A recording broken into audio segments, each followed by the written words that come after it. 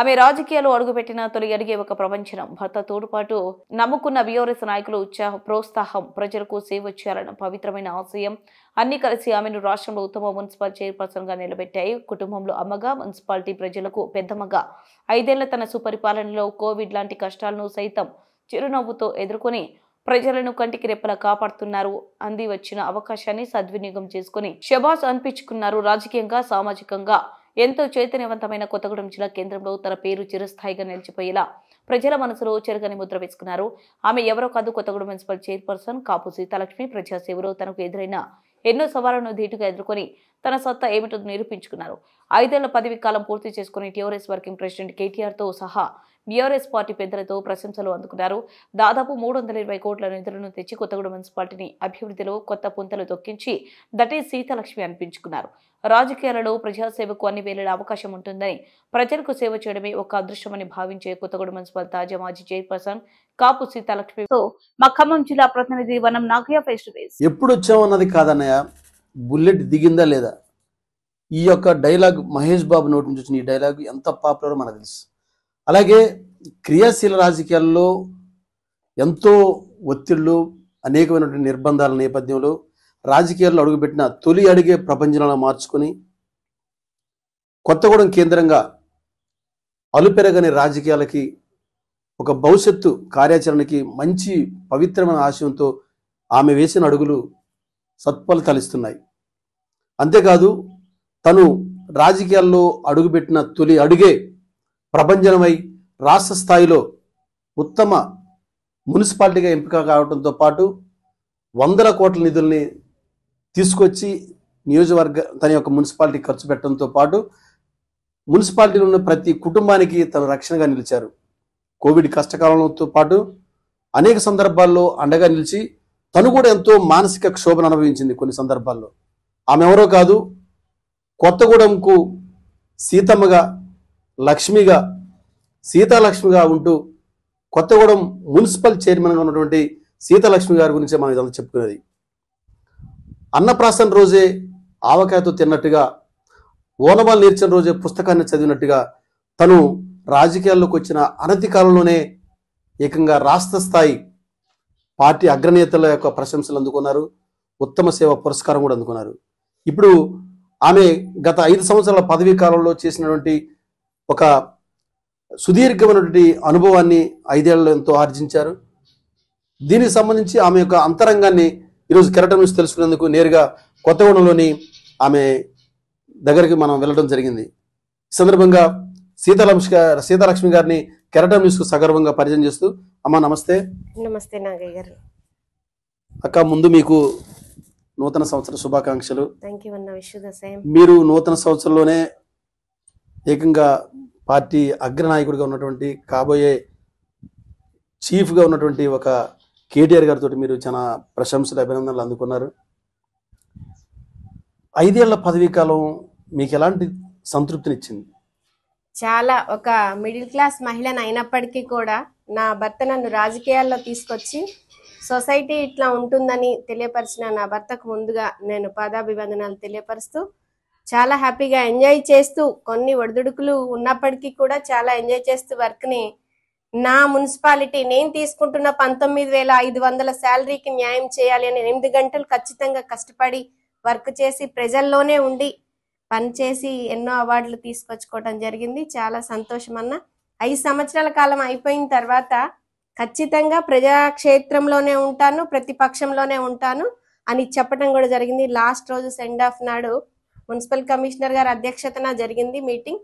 ఆ రోజు అందరిలో చెప్పాను, మీకే కష్టం వచ్చినా ఖచ్చితంగా మీ వెనకాల కాపు సీతాలక్ష్మి ఉంటుందని కూడా చెప్పడం జరిగింది. అక్క, ఖమ్మం జిల్లాలో పుట్టి పెరిగారు, కొత్తగూడెం జిల్లా కోడలుగా వచ్చారు. ఏకంగా కొత్తగూడెం మున్సిపాలిటీకే మీరు అమ్మలాగా కుటుంబాన్ని ఎట్లా చక్కదిద్దుకున్నారో మున్సిపాలిటీ కూడా అలాగే చక్కదిద్దారు. ఏకంగా రాష్ట్రంలోనే ఉత్తమ మున్సిపాలిటీగా ఎంపికారు. మీరు అసలు మీ ప్రస్థానం ఏంటి? మీ రాజకీయ ప్రస్థానం ఎక్కడ మొదలైంది? మీరు కాపు సీతాలక్ష్మి గారు అంటే ఎవరనేది ఒక చర్చ జరుగుతుంది. మాది అసలు మా మమ్మీ డాడీ వచ్చేసి కల్లూరన్న. నాకు అతి చిన్న వయసులోనే పెళ్లి చేయటం జరిగింది. నాన్న వచ్చి రైతు, అమ్మ 7th క్లాస్ వరకే చదువుకున్నారు. నా మ్యారేజ్ అయిపోయిన కొన్ని రోజులకి వారు చనిపోవడం జరిగింది. ఒక మంచి కుటుంబం నుంచి వచ్చాను. మా మదర్ చనిపోయిన తర్వాత వెంటనే రోటరీ వాళ్ళకి స్ట్రోక్ వచ్చి చనిపోయారు. వెంటనే రోటరీ వాళ్ళని కూడా పిలిచి 2 ఐస్ కూడా డొనేట్ చేయటం జరిగింది. అవి కాలిపోతే బూడిదకే అంకితం అవుతాయి. అయ్యే ఆ 2 ఐస్ ఉన్నట్టయితే ఎంతో మందికి పనిచేస్తాయని ఇచ్చినటువంటి చరిత్ర గల కుటుంబంలో నేను వచ్చానన్న. ఇక్కడికి వచ్చిన తర్వాత నా భర్త కుటుంబం కూడా చాలా పొలిటికల్ నేపథ్యంలోనే ఉన్నారు. వారు మా మామగారు వచ్చి సిపిఐ లీడర్గా పనిచేశారు. హస్బెండ్ వచ్చేసి 2001 నుంచి కూడా బీఆర్ఎస్ పార్టీ గులాబీ జెండాను పట్టుకొని తిరిగినటువంటి వ్యక్తి. ఇప్పుడు సింగరేణిలో ఆయన గతంలో టీబీజీకేఎస్ తెలంగాణ బొగ్గుగని కార్మిక సంఘానికి వైస్ ప్రెసిడెంట్ గా కూడా పనిచేశారు. ఇప్పుడు ప్రస్తుతానికి తెలంగాణ బొగ్గుగని కార్మిక సంఘం చీఫ్ జనరల్ సెక్రటరీగా కూడా పనిచేస్తా ఉన్నారు. వారే కాపుకృష్ణ గారు, నా హస్బెండ్ అన్న. వారందరి సహకారం ఉన్నది కాబట్టే ఈ రోజున నేను ఎక్కడెక్కడ వాళ్ళు వచ్చి ఇంటర్వ్యూస్ తీసుకుంటూ, మీరు ఇంత డెవలప్మెంట్, మీకు ఇన్ని కష్టాలున్నా ఎలా చేయగలిగారు అంటే పెద్దల సహకారము. నాకు సీట్ ఇచ్చి నన్ను గెలిపించినటువంటి నా వార్డు ప్రజలే కావచ్చు, నాకు సీట్ ఇచ్చిన వనమా వెంకటేశ్వరరావు గారే కావచ్చు, పైన ఉన్నటువంటి మాజీ ముఖ్యమంత్రి వర్యులు కేసీఆర్ గారు మన ఒక్క కొత్తగూడెం నియోజకవర్గమే కాదు, రాష్ట్రంలో ఉన్నటువంటి నియోజకవర్గాలన్నీ కూడా బాగుండాలి, అందులో మున్సిపాలిటీస్ బాగుండాలని మన పురపాలక మినిస్టర్ మాజీ కేటీఆర్ గారు సహకారంతో మున్సిపాలిటీని చాలా విజన్ తోటి డెవలప్ చేసుకోవటం జరిగింది. దానిలో భాగంగా 305 కోట్లతోటి ఓన్లీ అభివృద్ధి. ఇక సంక్షేమాన్ని తీసుకుంటే ఎన్నో కళ్యాణ లక్ష్మీలు, షాదీ ముబారక్లు, అక్క చెల్లెళ్ళకి పిల్లలకి పెళ్లి కాగానే ఏదో అప్పు చేసుకొని ఉంటారు, ఏదో చెదోడు వదడుగా 1,116 రూపాయలు, ఒక 10 కోట్లు పై చిలుకు కూడా, అవి కూడా 36 వార్డులలో ఇవ్వడం కూడా జరిగిందన్న. నాకు ఈ మున్సిపల్ చైర్పర్సన్ పదవి అన్నది చాలా హ్యాపీగా ఫీల్ అయ్యి వర్క్ చేశాను. నేను ఇందులో మున్సిపల్ చైర్పర్సన్ ప్రజాప్రతినిధి అన్న నేను ఎప్పుడు కూడా దాన్ని అట్లా నేను ఒక చైర్పర్సన్ అన్న దాంతో నేను లేనన్నా. భగవంతుడు నాకు ఒక ఆపర్చునిటీని ఇచ్చాడు. మిడిల్ క్లాస్ ఫ్యామిలీ, మామూలుగా అందరి మహిళలతో పాటు నాకు ఒక అవకాశాన్ని, ఒక 1 lakh అబోవ్ పాపులేషన్ కి బాస్ గా నన్ను చిత్రీకరించిన నా భర్తకే కావచ్చు, నా వార్డు ప్రజలకే కావచ్చు, నాకు బీఫామ్ ఇచ్చిన వనమా గారికే కావచ్చు, ఆ రోజున నాకు కౌన్సిలర్స్ ఓటు వేసి గెలిపించిన వారే కావచ్చు, కేసీఆర్ గారే కావచ్చు, కేటీఆర్ గారే కావచ్చు, వారందరికీ కూడా నేను ప్రత్యేకంగా పాదాభివందనాన్ని తెలియపరుస్తా ఉన్నా. ఈ రోజున ఒక మిడిల్ క్లాస్ మహిళ 1 lakh అబోవ్ పాపులేషన్ కి బాస్ గా వ్యవహరించిందంటే అది నాటే జోక్ అన్నా. ఫస్ట్ నాకు చదువు చెప్పిన గురువులే, నా తల్లిదండ్రులే, అందరికీ కూడా నేను పేరున శిరస్సు వంచి నమస్కారాలు తెలియపరుస్తానన్నా. కాపు సీతాలక్ష్మి అంటే రాష్ట్రంలోనే ఒక ఫైర్ బ్రాండ్ చైర్మన్గా మీరు ఈ మధ్య కాలంలో బాగా పాపులర్ అయ్యారు. ముఖ్యంగా కొత్తగూడెం మున్సిపాలిటీకి సంబంధించి దాదాపు 100 కోట్ల నిధులను తీసుకురావడంతో అటు పార్టీ అధిష్టానంతో, ఇటుపక్క లోకల్గా ఉండే నాయకత్వంతో, అట్లాగే ఎంపీలు, ఎమ్మెల్సీలు, మంత్రులతోటి ఇంత సమన్వయం చేసుకుంటూ ఇంత యొక్క రాజకీయ పరిణితి ఎలా సాధించారు అతి తక్కువ టైంలో మీరు? ఖచ్చితంగా అన్న, ఇప్పుడు మనసుంటే మార్గం ఉంటుంది అన్నట్టు ఏదో చేయాలి. ఖచ్చితంగా నాకు అవకాశం వచ్చింది. 5 సంవత్సరాల కాలంలో నేనంటూ ఒక విజన్ ని పెట్టుకున్నాను. అది వనమా వెంకటేశ్వరరావు గారు, నా తండ్రి సమానులు. వారికి సార్ మా మధ్యలో ఎప్పుడన్నా డిస్కషన్స్ ఏమన్నా వచ్చినప్పుడు, ఏమన్నా మాట్లాడినప్పుడు, సార్ మన కొత్తగూడెం టౌన్ కి ఇది ఉండాలి, మన కొత్తగూడెం టౌన్ కి అది ఉండాలంటే పాపం సార్ కూడా ఎన్నో సార్లు కేసీఆర్ గారి దగ్గరికి, కేటీఆర్ గారి దగ్గరికి ఎప్పుడు వెళ్ళినా కూడా వారు లెటర్ల ద్వారా మనకి మున్సిపాలిటీలో ఏ కష్టమైతే ఉందో అవన్నీ పెట్టుకుపోవటం, ఫండ్ తీసుకురావటం వారిదైతే దాన్ని నేను గొప్పగా చెప్పుకుంటాను. మనకి కొత్తగా కలెక్టరేట్ ఓపెన్ అయినప్పుడు కేసీఆర్ గారు ఇక్కడికి రావడం జరిగింది. అప్పుడు వారి నోటుకుంటానే అనడం కూడా జరిగింది, వనమా వెంకటేశ్వర గారు ఎప్పుడు వచ్చినా కూడా ఇన్ని పేపర్స్ తోటి వస్తారు, ఖచ్చితంగా అన్ని సాధించుకొని పోతారు అని. దాని వెనకాల ఖచ్చితంగా మేము, మా కౌన్సిలర్స్ అందరం కూడా మన టౌన్ కి ఈ డెవలప్మెంట్ అన్నది జరుగుతూనే బాగుంటుంది అని చెప్పి అన్నాము. సార్ కూడా అలాగే చేశారు. ఒక చిన్న ఉదాహరణ మీకు చెప్తాను. కరోనా టైంలో మేము ఎక్కగానే కరోనా అన్నది వచ్చేసింది 2020లో. వచ్చినప్పుడు చాలా మంది చనిపోతా ఉన్నారు. మా మున్సిపాలిటీ నుండి జేసీబీ పంపించడం, మేమే గొయ్యి తీయడము, వేసేయటం జరుగుతా ఉంది. మాకప్పుడు వైకుంఠ రథం లేదు, చాలా ఇబ్బంది పడేవాళ్ళం. ట్రాక్టర్లలో తీసుకుపోతా ఉండేవాళ్ళం. అప్పుడు అనిపించింది, లేదు మన మున్సిపాలిటీకి కూడా ఒక వైకుంఠ రథం అన్నది ఉంటే చనిపోయిన వాళ్ళని, చాలా మంది పేద ప్రజలు ఉంటారు, అందరికీ ఇప్పుడు ఏంటిది ఒకటి సిస్టమ్ వచ్చింది, ఒక 15,000 రూపాయలు ఉంటే చావు మొత్తం వాళ్లే చేసేస్తామని. అట్లా కాదు, మన మున్సిపాలిటీ నుండి ఒక వైకుంఠ రథం ఉండాలని చెప్పి అప్పుడు ఉన్నటువంటి ఎమ్మెల్యే వనమా వెంకటేశ్వరరావు గారిని అడగటంతో వెంటనే కౌన్సిల్లో అందరు కూడా సహకరించి దాన్ని తీర్మానం చేసుకుని వైకుంఠ రథం తీసుకొచ్చుకున్నాం. ఇప్పుడు నా మున్సిపాలిటీలో ఏ ఒక్కళ్ళు చనిపోయినా కూడా ముందుగా మాకు ఫోన్ వస్తుంది. మా దగ్గర ఉన్నటువంటి మున్సిపాలిటీ ఇన్స్పెక్టర్స్, జవాన్లు నోట్ చేసుకొని వారి ఇంటి దగ్గరికే వైకుంఠ రథాన్ని పంపించి ఎటువంటి ఫీజు కింద లేకుండా చేస్తా ఉన్నాము. ఇలాంటివన్నీ కూడా సీతాలక్ష్మి ఉన్న టైంలో వచ్చినాయి. చాలా హ్యాపీ. అదే కాకుండా ఇప్పుడు మీరు హాస్పిటల్ దగ్గర తీసుకుంటే 35వ వార్డులో హాస్పిటల్ ఉంది. అక్కడ ఫుడ్ కోర్ట్ ఒకటి పెట్టాం. ఎంతో మంది మహిళలకు ఉపాధి కల్పించాం. అలాంటివన్నీ కూడా చేయాలి. ఒక విజన్ మన నాయకత్వంలో ఖచ్చితంగా మనం ఏదో ఒకటి గుర్తింపు వచ్చే విధంగా నా టైంలో ఈ పని నేను చేశాను అని చూపించుకునే విధంగా చేసుకుంటూ రావడం జరిగింది. అక్క, ఇంకోటి, మీరు మీ యొక్క లైఫ్ను కొన్ని ఇప్పుడు మీరు చెప్పిన అంశాలను బట్టి కొన్ని చూస్తే వాస్తవంగా కొన్ని యాక్సిడెంట్లుగా జరిగిన సందర్భాలు ఉన్నాయి.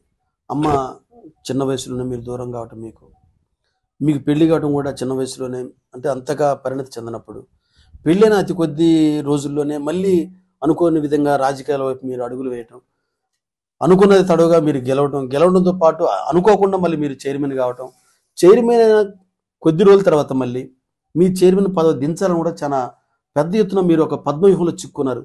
ఎలా సాధించారు దాన్ని? మళ్ళీ ఫస్ట్ గా నాకు మ్యారేజ్ చేసి పంపించిన తర్వాత నాకు 2 పిల్లలు పుట్టి వాళ్ళకి ఒక 7-8 సంవత్సరాల వయసులో ఉన్నప్పుడు నాకు మదర్ చనిపోవడం జరిగింది. ఫాదరు, తమ్ముడే ఉండేవారండి కల్లూరులో. ఆ తర్వాత ఇక్కడ నాకు ముందు నా భర్త ప్రోత్సాహం ఎక్కువ ఉండేది. నువ్వు ఈ సోషల్ యాక్టివిటీలో బాగున్నావు, నువ్వు ప్రతిరోజు ఒక 4-5 పేపర్లు చదవాలి, ఇవన్నీ కూడా నాకేంటంటే ఒక గురువులా అన్ని కూడా చెప్పేవాడు. తను డ్యూటీకి వెళ్ళినప్పటికీ కూడా ఆయన చేసేటటువంటి యూనియన్ లీడర్ అయ్యేటప్పటికి ప్రతిరోజు తన చేసినటువంటి యాక్టివిటీస్ అన్ని కూడా పేపర్ కటింగ్ చేసి బుక్స్ తయారు చేసేదాన్ని. ఇవన్నీ కూడా తను చూస్తూ ఇంత పని చేసుకుంటూ కూడా ఇవన్నీ ఎట్లా చేయగలుగుతూ స్కూల్కి వెళ్తా, మళ్ళా 2 పిల్లల్ని తీసుకుని స్కూల్కి కూడా వెళ్ళేదాన్ని. 12 సంవత్సరాలు స్కూల్లో చేసి అక్కడ కూడా అడ్మినిస్ట్రేషన్ ఇన్ఛార్జిగా పనిచేశాను. అయితే ఇవన్నీ చూస్తూ లేదు ఖచ్చితంగా పొలిటికల్లోకి తీసుకురావాలి అన్న తన తపనకు నాది కూడా ఇక్కడ ఏకమై 2 కలిసి తను ఏదైతే చెప్పారో తను అనుకున్న దానికంటే తను అప్పుడప్పుడు అంటా ఉంటారు, నేను అనుకున్న విజన్ కంటే కూడా చాలా డెవలప్ అయ్యావు, నువ్వు ఇంకా డెవలప్ అవుతావు. అది ఎప్పుడు అవుతుంది అంటే చాలా నెంబర్ ఆఫ్ బుక్స్ చదవాలి, బుక్ రీడింగ్ అన్నది చాలా ఇంపార్టెంట్ అని చెప్తా ఉంటారు అనమాట. నేను ఇప్పుడు అయినా సరే స్పీచెస్ విన్నాను అని అంటే అనర్గళంగా ఎవరైతే మాట్లాడగలుగుతారో, కేటీఆర్ గారు లాంటి వాళ్ళు, కవితక్క లాంటి వాళ్ళు, హరీష్ రావు గారు లాంటి వాళ్ళు, రవిచంద్ర లాంటి వాళ్ళు, వీళ్ళ స్పీచెస్ మాత్రం నేను వింటా ఖచ్చితంగా. ఎందుకంటే వాళ్ళు రోల్ మోడల్స్ మనకి. వాళ్ళు ఏ విధంగా అయితే మాట్లాడగలుగుతున్నారు ఏంటి అన్నది. నా భర్త ఆ ప్రోత్సాహంతో అందరు మహిళలు టీవీలు చూస్తారు, పూలు అల్లుకుంటారు, ఆ పనులు ఈ పనులు చేస్తారు. నేను ఆ పనులు చేయలే, అవి చేయనిలే నా భర్త నన్ను. ఖచ్చితంగా నువ్వు బుక్స్ చదవాలి ఇలాంటి అన్నమాట. అంతా ఇక ఒక మగపిల్లాడిని ఒక తండ్రి ఏ విధంగా అయితే ప్రోత్సహించి చేశాడో అంత నాకు బ్యాక్ బోన్ లా వ్యవహరించారు. ఇంత మంచి ఆశయంతో ఉన్న మీకు అనుకోకుండా అసలు మీరు అవిశ్వాసం పెట్టి చైర్మన్ గా దించేయాలన్నట్టు ఆలోచన ఎందుకు వచ్చింది? మీ మీద వచ్చిన ఆరోపణలు ఏంటి ముఖ్యంగా?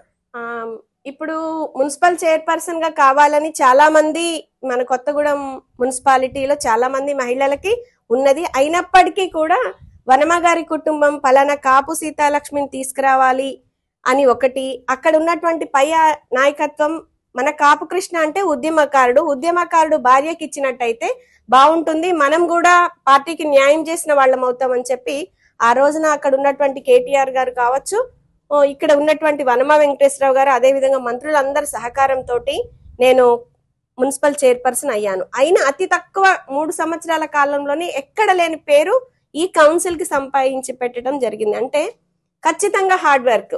మామూలుగా స్కూల్ పిల్లలు ఏ విధంగా అయితే 9 గంటలకు ఒక బాక్స్ పట్టుకొని స్కూల్ కి వెళ్ళేవారో ఆ విధంగా నేను 9:30 వరకు మా డ్రైవర్ గారు వచ్చేవారు, వారిని తీసుకుని మున్సిపల్ ఆఫీస్కి వెళ్ళడం, అక్కడ వచ్చే ప్రతి సమస్య మున్సిపల్ కమిషనర్ గారి దగ్గరికి ఏ విధంగా అయితే వస్తా ఉన్నారో నా దగ్గరికి కూడా అదే విధంగా వచ్చి, అమ్మ మాకు ఈ కష్టం ఉంది, ఆ లైట్ రావట్లేదు, ఈ లైట్ రావట్లేదు, ఈ డ్రైన్ లేదు, ఆ రోడ్డు లేదు, ఫెన్షన్ లేదు, ఇవన్నీ చెప్తా ఉండేవారు. అవన్నీ కూడా ఖచ్చితంగా ఒక డైరీ మెయింటైన్ చేసేదాన్ని, రాసుకునేదాన్ని.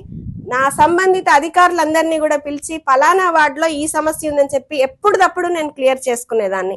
అదే విధంగా ఇంకే సమస్య ఉన్నా కూడా నాకు మున్సిపాలిటీ అంటే ఏదైనా మనిషి చనిపోయినా, మనిషి ఎవరైనా వచ్చి అక్కడ ఇక్కడ ఆగిపోయినా, వీళ్ళెవరో కొత్త వాళ్ళు కనిపిస్తామన్నారని ఎట్లయితే ఫోన్లు వస్తాయో చాలా మంది డివైడర్ మధ్యలలో పిల్లలు వదిలేసిపోయిన వాళ్ళని కూడా తీసుకెళ్లి అనాథాశ్రమాలలో ఉంచిన రోజులు కూడా ఉన్నాయి. ఇవన్నీ నేను ఇంట్లో ఉంటే చేసేదాన్ని కాదు. ఖచ్చితంగా ఒక స్కూల్ పిల్లోడు ఏ విధంగా అయితే వచ్చాడో నేను కూడా అదే విధంగా మున్సిపాలిటీకి వెళ్ళి పొద్దున 9:30కి వెళ్ళి 2 గంటలకి లంచ్కి వచ్చేదాన్ని. 2:30 కల్లా మళ్ళా మున్సిపాలిటీకి వచ్చి 7:30 వరకు ఉన్న రోజులు కూడా ఉన్నాయి. అంటే ఏదో ఒక సమస్య మీద ఏదో ఒక సమస్య ఖచ్చితంగా మాట్లాడటం జరిగేది. అప్పుడున్నటువంటి కలెక్టర్ గారు ఎంవి రెడ్డి గారు, నేను ఒక 4 కలెక్టర్లతోటి వర్క్ చేశాను. 2 ఎమ్మెల్యేస్, 2 ముఖ్యమంత్రులు, చాలా మంది మంత్రులు, 4 కమిషనర్స్ తోటి నేను వర్క్ చేశాను. వారందరి విజన్ ని కూడా ఎప్పుడు కూడా నా చేతిలో, పిల్లల చేతిలో ఎలాగైతే బుక్ ఉంటుందో నా చేతిలో ఒక బుక్ ఉంటది, ఒక పెన్ ఉంటది. వనమా వెంకటేశ్వరరావు గారు ఎన్నో సందర్భాలలో అన్నారు, ఇంతమంది ప్రజాప్రతినిధులు వస్తున్నారు, ఎవరైనా బుక్ పెన్ను తీసుకొని వచ్చారు, ఒక సీత మాత్రమే తను ఒక టీచర్ గా పనిచేసి వచ్చింది కాబట్టి తనకి ఆ లక్షణం ఉన్నదనేవారు. రీసెంట్ గా కూనంనేని సాంబశివరావు గారు కూడా చక్కగా బుక్ మెయింటైన్ చేస్తావమ్మా, నీ పద్ధతి నాకు చాలా నచ్చింది అని అందరిలో అనడం జరిగిందనమాట. అంటే ఈ రోజు నేను చేసినటువంటి పనిని ఆ డేట్ వేసుకొని ఇది కంప్లీట్ అయిందా కాలేదని కూడా రీచెక్ చేసుకునేదాన్ని. దానివల్ల నేను అనుకున్నవన్నీ కూడా రీచ్ అయ్యాను. మీరు ఎదుర్కొన్నటువంటి అవిశ్వాస తీర్మానం అనేది ఎందుకు వచ్చింది, అసలు దానికి గల కారణాలు ఏంటి అసలు? అయితే ఇక్కడ ఏం జరిగింది అని అంటే, మున్సిపల్ కౌన్సిలర్లు బీఆర్ఎస్ పార్టీలో 25 మంది కౌన్సిలర్లు ఉన్నారు, 8 మంది సిపిఐలో ఉన్నారు, 2 ఇండిపెండెంట్ గా ఉన్నారు, ఒకళ్ళు కాంగ్రెస్ లో ఉండేవారు. నేను చైర్పర్సన్ అయినప్పుడు ఆ తర్వాత 3 సంవత్సరాల తర్వాత మరి వారికి నా విజన్ నచ్చలేదో, నా పని తత్వం నచ్చలేదో, మరి నేను ఏమన్నా వాళ్ళని ఓవర్టేక్ చేసి పోతున్నాను అనుకున్నారో ఏమనుకున్నారో నాకైతే తెలియదు. కానీ ఈమె దించాలి అన్న ఆలోచన బీఆర్ఎస్ పార్టీ కౌన్సిలర్లకు వచ్చింది. దాన్ని మేమేం కూడా ఎవరి దగ్గరికి పోలేదు, వాళ్ళు ఎందుకు ఇట్లా చేస్తున్నారని కూడా మేము అనలేదు. చాకచక్యంగా మేము ఎవరికైతే చెప్పుకోవాలో మేము ఖచ్చితంగా వారికే చెప్పాము. చెప్పింది ఆ రోజు మరి అవిశ్వాస తీర్మానం నాడు మనకు ఒక డేట్ ఇచ్చారు. ఆ డేట్ లో ఏ ఒక్క కౌన్సిలర్ నా మీద పెట్టిన వాళ్ళు అక్కడ కనిపించలేదు. ఏం జరుగుతుంది ఏంటనేది వాళ్ళకు కూడా అర్థమైపోయింది. ఏ ఒక్కళ్ళు కూడా పెట్టిన వ్యక్తికి సపోర్ట్ అనేది చేయలేదు. లాస్ట్ మూమెంట్ లోకి వచ్చేసేసరికల్లా చాలా మంది లేదు అమ్మా, మాది ఇట్లా కొంచెం ఇబ్బంది అయిపోయింది, ఏమనుకోవద్దు, ఖచ్చితంగా మేమే సహకరిస్తాం నీకు అని చెప్పి ఏ ఒక్కళ్ళు కూడా రాకపోవటం జరిగింది. ఇప్పుడు వాళ్ళంతా కూడా సీతాలక్ష్మి గారితో ఉన్నారా? 100% ఉన్నారు. ఇప్పుడు హాయ్ అంటే హాయ్ అంటారు, బాయ్ అంటే బాయ్ అంటారు. అప్పుడు చేసిన వారికి గుర్తులేవు, నాకైతే 100% గుర్తున్నాయి. మనసులు కలుస్తున్నాయా, మనుషులు కలుస్తున్నారా? మనుషులు కలుస్తున్నారు. మనసులు ఎట్లా కలుస్తాయి, కలవవు కదా. ఇప్పుడు ఒక బీఆర్ఎస్ పార్టీ చైర్పర్సన్ ని ఒక బీఆర్ఎస్ పార్టీ కౌన్సిలర్లే అవిశ్వాసం పెట్టారు అని అంటే అది కరెక్ట్ పద్ధతి కాదు. మనం పార్టీకి ఏం కట్టుబడి ఉన్నాము, మన ముఖ్యమంత్రి గారి మాట మనమేం విన్నాము. నేను అదర్ పార్టీ అయ్యుండి మీరు పెట్టి ఉంటే బాగుండేది. నాకు అదర్ పార్టీ వాళ్ళు కాదు నా పై పెట్టింది. సోషల్ మీడియా అనేది యుగం నడుస్తా ఉంది. ముఖ్యంగా తెలంగాణ రాష్ట్రంలో కానివ్వండి, ఉమ్మడి తెలుగు రాష్ట్రంలో కానివ్వండి, అతి చిన్న వయసులో మీరు కావడంతో పాటు సోషల్ మీడియాని మీరు ఎక్కువ ఫోకస్ చేశారు. కొత్తగూడెం మున్సిపాలిటీకి ఏం అవసరం అనేది, మనం ఏం చేస్తున్నాం, ఏం చేసాము, ఏం చేయబోతున్నాం అనేది ప్రతిదీ కూడా పార్టీ అధిష్టానానికి కేసీఆర్ గారికి, కేటీఆర్ గారికి, మంత్రులు, ఎంపీలకి, ఎమ్మెల్యేలకి మీరు ట్విట్టర్ ద్వారాగా సోషల్ మీడియా వేదికగా చాలా చక్కగా ఎప్పటికప్పుడు వివరించడం, మీకు ఒక ఫోకస్ అనేది చాలా వేగంగా జరిగింది మీ మీద. అప్పుడు మీకు ఒక ప్రత్యేక గుర్తింపు అనేది వాళ్ళ మనసులో కొత్తగూడెం కేంద్రంగా చాలా వేగంగా పని జరుగుతూ ఉంది. బీఆర్ఎస్ పార్టీకి మంచి ఒక వేదిక బాగా బలపడతా ఉందనేది వాళ్ళు గుర్తించిన తర్వాత దీన్ని ఏమన్నా జీర్ణించుకోలేకపోయారా, లేకపోతే వీళ్ళని కౌన్సిలర్లని ఎవరన్నా పైనుంచి ఏమన్నా రాజకీయ ఒత్తిళ్ళు ఏమన్నా కుట్ర జరిగిందంటారా? మీరేమన్నా పైనుంచి ఎటువంటి రాజకీయ ఒత్తిళ్లు జరగలేదండి. మరి వాళ్ళకి ఏమనిపించింది అనేది నాకైతే తెలియదు. కానీ నా మీద పెట్టి నన్ను ఇంకా రాణిని చేశారని నేను అనుకుంటున్నా. ఎందుకంటే ఆ రోజు వాళ్ళు అవిశ్వాసం పెట్టారు కాబట్టి ఈ రోజున రాష్ట్రంలోనే ఎక్కడ కూడా బీఆర్ఎస్ పార్టీ చైర్పర్సన్స్ గెలవలేదు, మనం గెలిచి కూర్చున్నాం. అంటే ఇది కూడా నాకు ఒకటి మంచి ఫెచ్చింగే జరిగిందని నేను అనుకుంటున్నా. వాళ్ళు పెట్టిన వాళ్ళందరూ కూడా ఖచ్చితంగా మేమే గెలుస్తామన్న ధీమాతోటి వాళ్ళు పెట్టారు. ఖచ్చితంగా ఈ సీట్ లో నేనే కూర్చుంటాననైతే ధీమాతోటి నేనే ఉన్నాను. అట్లాగే జరిగింది. ఆ రోజు మీకు ఎవరైతే మిమ్మల్ని దించేయాలని చెప్పి ప్రయత్నం చేశారో వాళ్ళు మళ్ళీ మీకు తర్వాత కలిసి వాళ్ళు మీకు ఏమైనా చెప్పడం జరిగిందా, ఈ పలానా జరిగింది ఆ ఘటనకు సంబంధించి?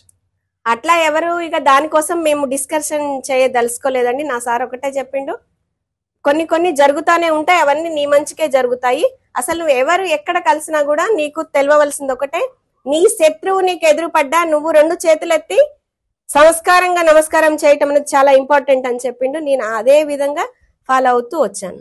ఇంకోటి డిఫరెంట్ క్వశ్చన్ అక్క, మీరు పొలిటికల్గా ఎన్నికల్లో నిలబడ్డప్పుడు కొత్తగూడెం మున్సిపాలిటీ కేంద్రంగా మీ ఊహలో మీ ఆలోచనలో నేను పలానా చేయాలని ఏమేమి హామీలు ఇచ్చారు ముఖ్యంగా మీ వార్డుకి?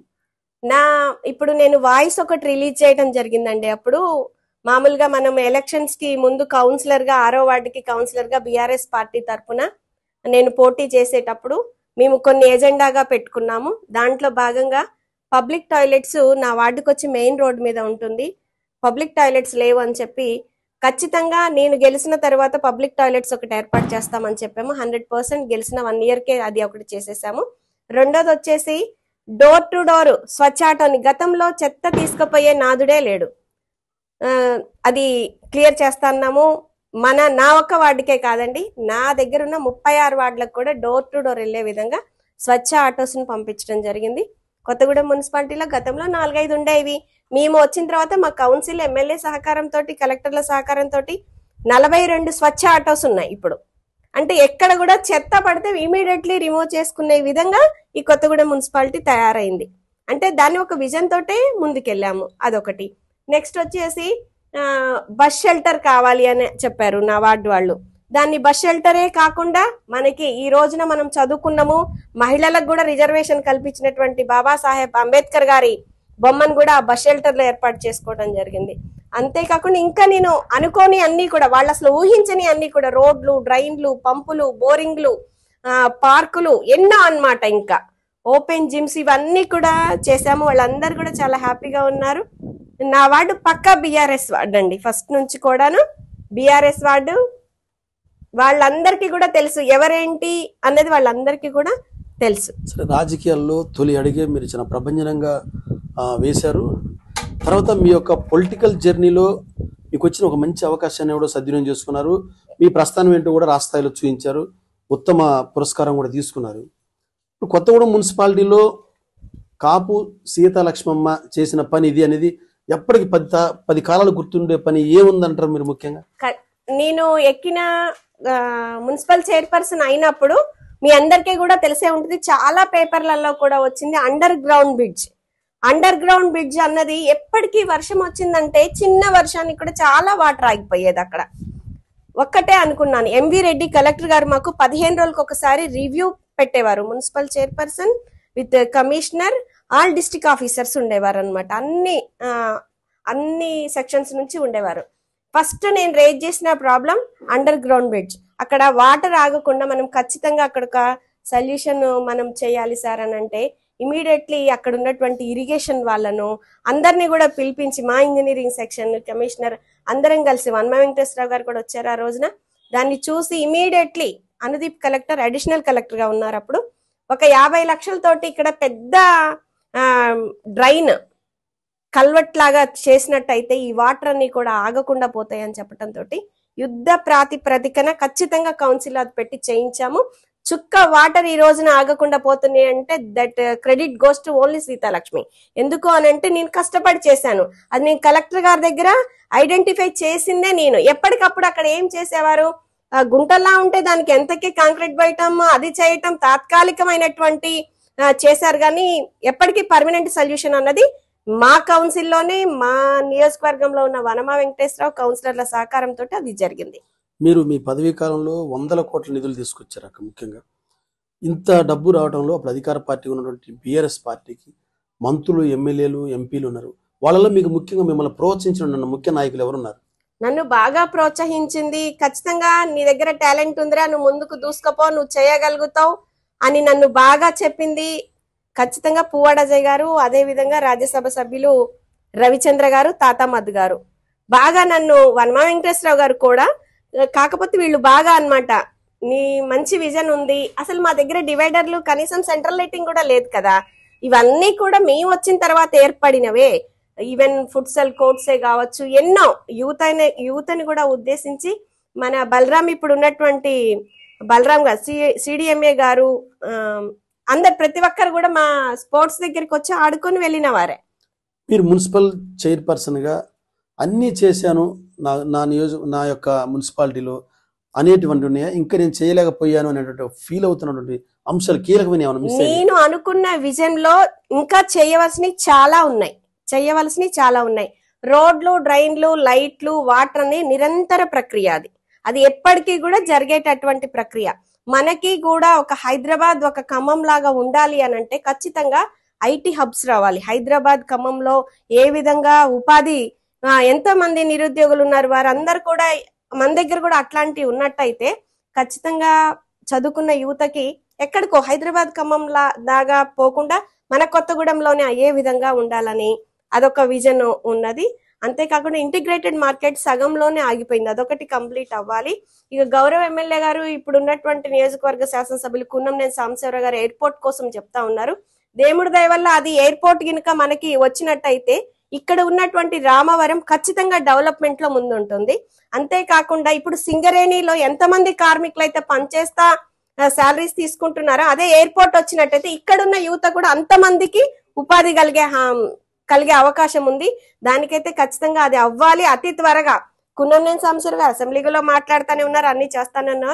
ఖచ్చితంగా అది ఫుల్ ఫ్లెడ్జ్డ్ గా పని అయ్యి ఒక 5-10 సంవత్సరాలలో ఎయిర్పోర్ట్ ఇక్కడ వచ్చినట్టయితే రామవరంలో ఉన్నటువంటి ఏదైతే ఉన్నారో ప్రజలందరికీ కూడా మంచి జరుగుతుంది. ఇంకొకటి ఇప్పుడు నేను కెరటం వారి ద్వారా తెలియపరిచేది ఏంటంటే, మా రామవరం వాసులకి ఇక్కడ పొజిషన్ సర్టిఫికెట్ అన్నది ఒకటి లేదు.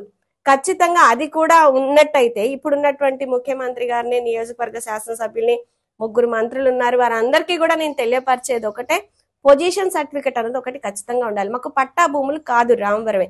కొనుక్కోవడానికి ఎవరైనా వచ్చినా పిల్లల పెళ్లిళ్ళ చదువులకే దేనికి అవుట్ ఆఫ్స్ మనం పంపించాలన్నా మా భూములు కొనడానికి ఎవరు రావడం లేదు. ఇవందో మాకు పేర్ల మీద కూడా ఇక్కడ ఇవ్వరన్నమాట. అదొక్కటి ఖచ్చితంగా ప్రభుత్వాలు మారుతానే ఉంటాయి, వస్తానే ఉంటాయి. కనీసం ఈ ప్రభుత్వంలో మాకు పొజిషన్ సర్టిఫికెట్ వచ్చే విధంగా పెద్దల్ని కోరుతా ఉన్నాం మీ ద్వారా.